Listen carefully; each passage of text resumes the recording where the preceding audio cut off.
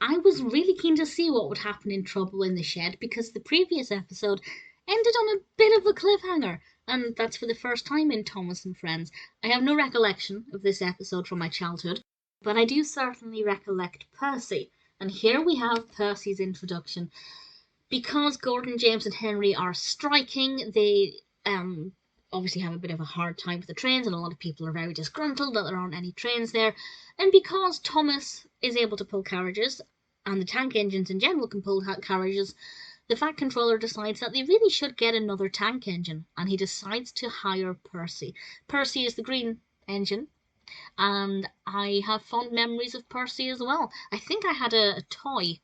Um, I think it was like the Big Loader, I believe it was called. I'm sure Percy was one of the trains there.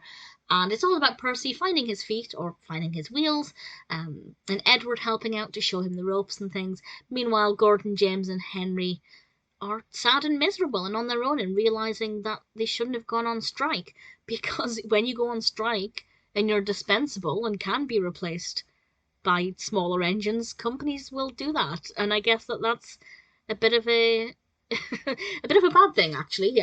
If you have a problem and you go on strike and can be replaced, well, sometimes it will happen. Sometimes if you have a union, it won't. But Gordon, James, and Henry obviously do not.